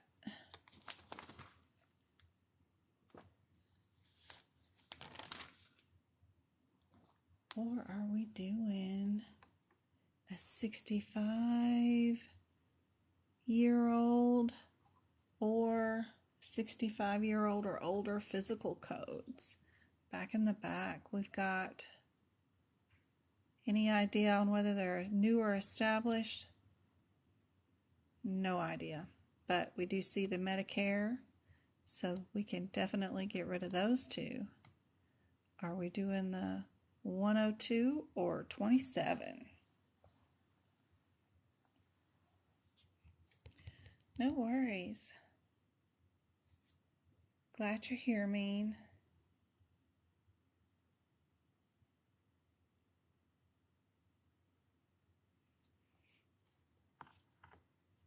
Mean's got it going on. That's where we bill our Medicare patients, for sure.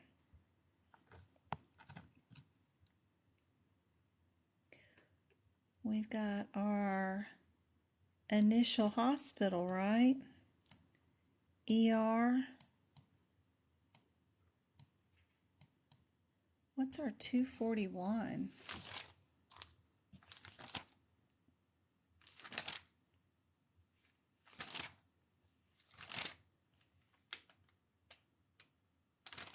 Office consultation. Oh my. All right. Consultation. Let's see. What do we got?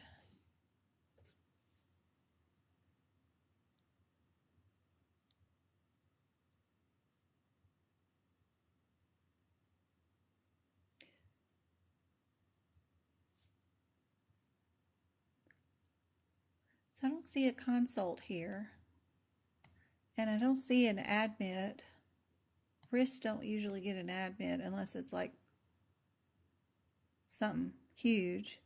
So it's just a difference between the complexities of your ER visit. Where would you put a wrist check?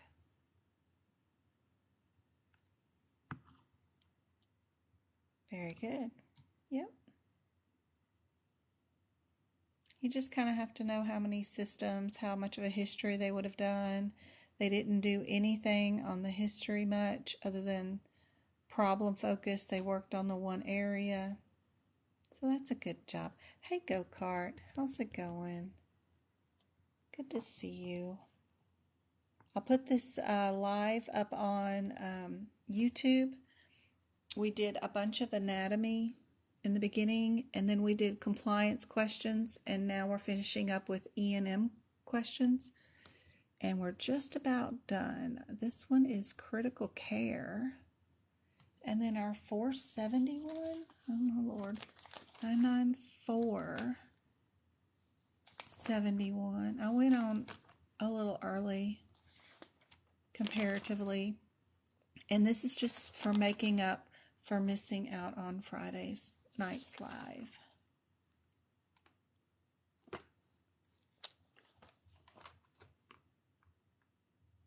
$471 is peds critical care again. So they're all critical care, whether we're an adult or not, is usually probably what our situation will be. Let's see. Rural Arizona. Rural might mean something right there.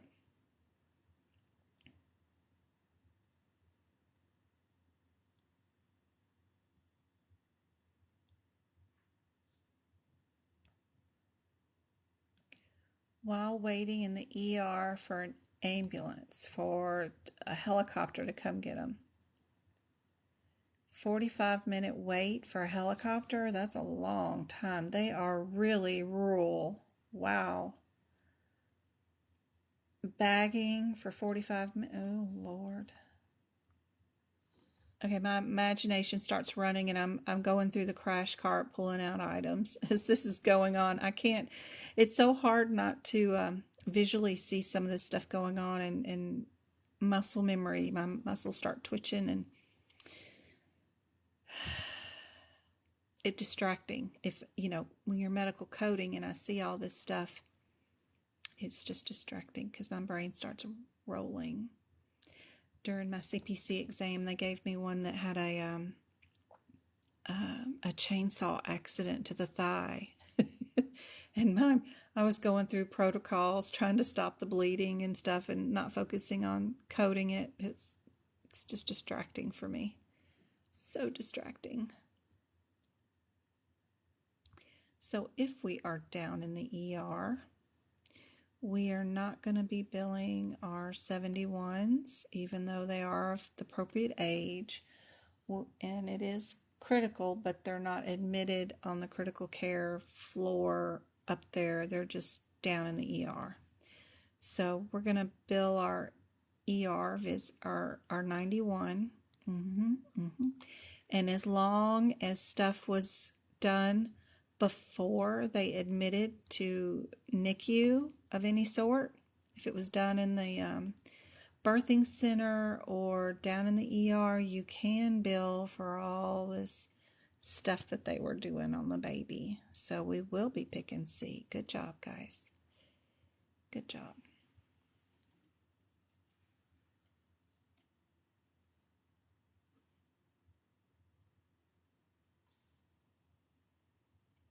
Thank you, Twinkle. We'll do one more. What are these codes? Where's our 295?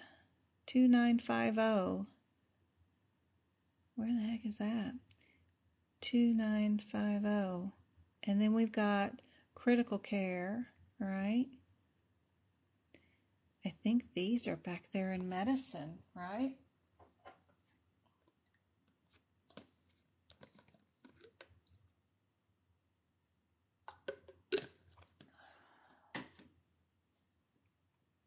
CPR, are they? They're CPR codes. That's cool. All right, so we got another exciting case. Let's see. Somebody's on the yacht. They're on a boat.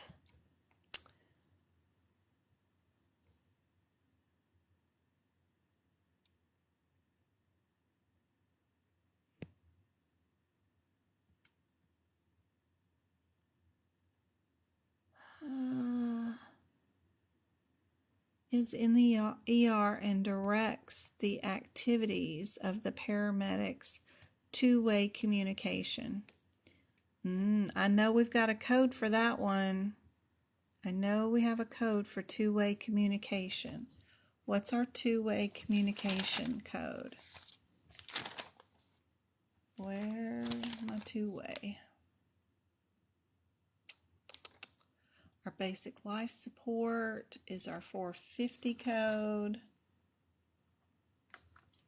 Remote monitoring.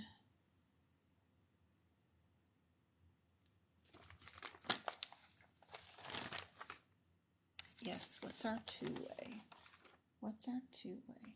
Two-way is our 85 code, isn't it?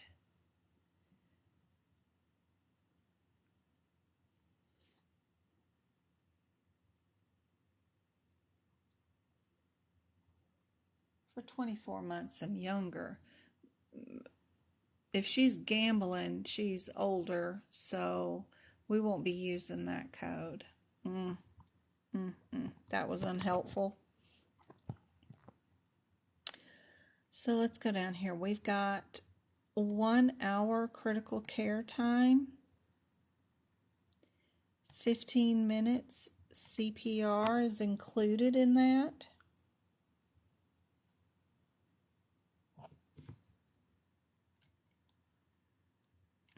So we'll definitely keep our our 2950s. We just need to know, do we add our 288 to it or not? Is all they want to know if we know. So our 288, did I look that up yet already? No? What is my 288?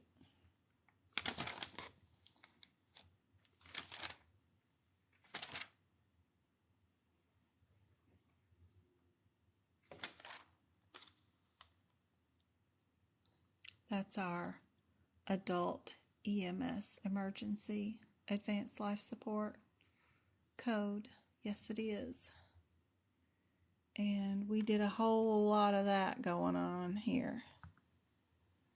We did 15 minutes of CPR, so we get to bill for that too. And 1 hour critical care, we'll probably have to take the time off for doing CPR since we're billing CPR away from that critical care time. So our total critical care time was like 45 minutes. I bet. Just so you know. But I like A because it's got all of it in there. What do you guys think? Thank you, Twinkle. Yep, we've got A. And here is our rationale for that one. Did they say take the time off for CPR? I don't know. Making the time 45 minutes. Ooh, yay. I hadn't even worked up that question yet. I was just going along with you. That's cool. All right. How many more do I have? I still have almost 20 more new E&M questions, and we'll do those on Monday, tomorrow. So that's cool. I still got like 20 more to do, so almost. I'll try to find some more. I'm glad you liked that question. But I got some more, so we'll do those tomorrow night. I'll post this live up on YouTube so that everybody can do the anatomy board that I did. This was the question I had for you earlier. I love that question about the fatty tissue. Everybody thinks it's lipoma, but it's not. It's adipose, because adipose is the tissue. It's just that one word. So some of the questions are pretty cool. A lot of people get the which organ is not at the base, or is at the base of the skull, and that's the pituitary gland. It's also called the master gland. So all those kind of things are super helpful to, I think, add to your CPT book. But I hope this is helpful. Thanks so much, Twinkle, for coming on and helping me out as usual. If y'all need anything, I'm on Discord and Messenger, of course. And I will see you guys again tomorrow night. We'll do a live regular time. And the sun's fixing to go down here. It's just now. Y'all can't even see. No, my dirty little windows. But I wish you could. It's super cloudy and it's pretty because of the clouds. Oh, there we go. Now you can see the clouds. Aren't they pretty? With our little mountains in Arizona. But the sun's still up right now. Still up. The eucalyptus tree right there of my neighbor's gets everywhere. And then that's one of our palm trees. Yeah. But we got some pretty clouds. It's never cloudy in Arizona. Usually we have just sun, just tons of sun. So it's neat to see the wispy little clouds. But that's it. It's still sunny here. And it's 7:30 at night. So it's funny how I bet it's really super dark where y'all are at. All these time differences. I can't wait for the time to change back again. But I hope this has been helpful. I sure have missed y'all. But you're a respiratory therapist? Hey, thank you, Go-Kart.